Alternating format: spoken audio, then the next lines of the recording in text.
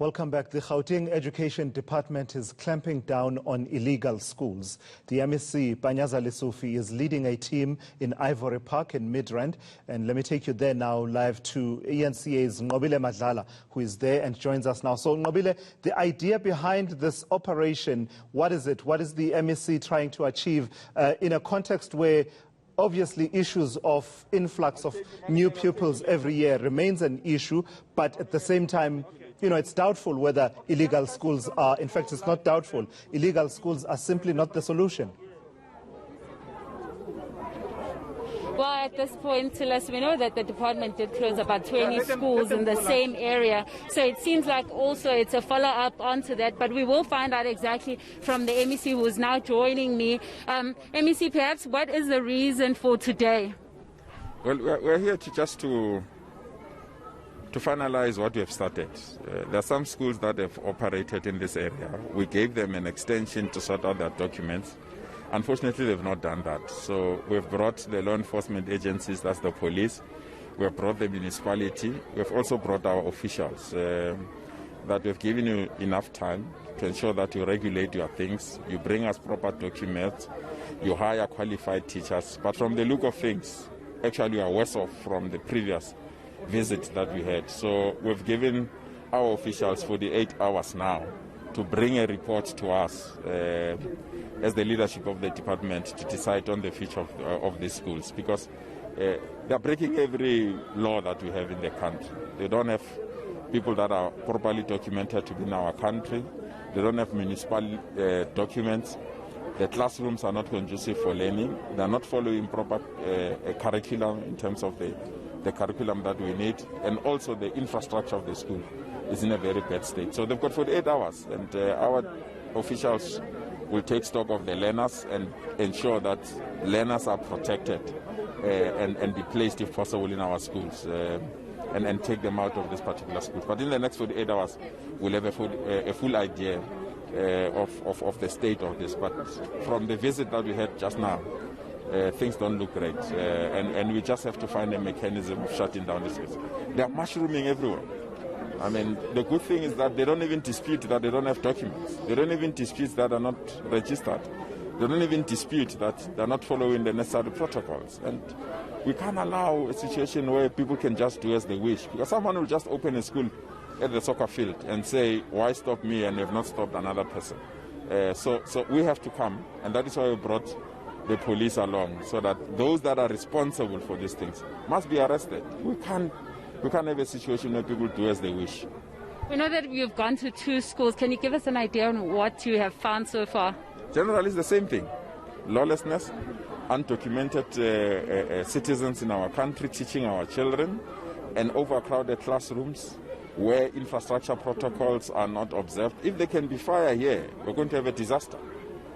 Because there are no protocols, no signage, nothing at all. And we can't allow that kind of a situation to continue unattended. So that is why we're here, and we're very firm. Within the next 48 hours, we must just take a decision that will ensure that we restore order. And it's not here only. You go to Deep Slope, you go to the CBDs of Johannesburg, and so on. You've got this kind of schools. And parents are paying huge amounts of money. For what? I don't know. Because we can't have parents paying thousands and thousands of rands for this kind of environment. It's not conducive for learning. No playing fields. So these learners can't even play. And these learners can't even have access to proper educational support. So we just have to find a mechanism of bringing to an end to this kind of situation. But then you see, a lot of parents in the past had complained that the issue was online, that they couldn't get into online, or they couldn't be taken on time, and the kids were taken very far away. Is this something that you're going to be addressing this time around? Do you have online for grade 10? No. Do you have online for grade 9? No. Do you have online for grade R? No. So it can't be. Even if there are challenges of online, of which I can't say they're not there, even if there are challenges of online, but you have to subject your child to a school that is not registered. You have to subject your child to a school that can't even give you a report card. You have to subject your child to a school that can't even provide the basics for your child to grow. You can't do that. You can't risk with that. There might be justification, but please, you can't bring your child to These schools end at grade 10. After grade 10, they wash their hands. The reason they end at grade 10, because they know at grade 12, you need to have proper documents. So they take your children until grade 10 and hand them over to nowhere, to no one. And what it means, these children will roam around the streets undocumented. And that's bad. So we need to be firm. And I really believe that the time of being nice and having kids' loves are over. If the police and our officials can't act, I'll be deeply, deeply disappointed. And we are not harsh. We gave them an opportunity of a year. Improve your documents, improve your facilities. They've not done that. So you can't even extend it beyond here. So we just have to be decisive and ensure that we don't have this kind of situations again. Just quickly, MEC, lastly, we know that in the past you did an audit to some of these kids. I know there were 400 of them. Were you able to reintegrate them into the educational system, and can you do the same for these ones? We did that, and that's where the problem is. We took those that were in wrong schools, placed them in public schools, and when they could not cope with academic programs in the public schools, they went back to the schools. So what we need to do is to shut it down so that no one can come back here. And that's where the challenge is. And I think our team will be working around those issues. Thank you very much, MEC.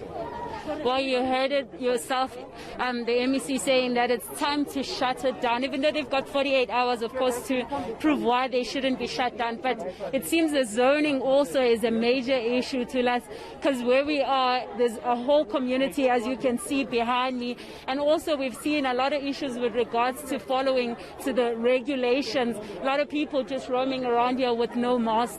But the MEC just saying that it's time to shut them down, even though they continue to mushroom. Thank you for that. That's ENCA's Nobile Madlala covering that story there. It really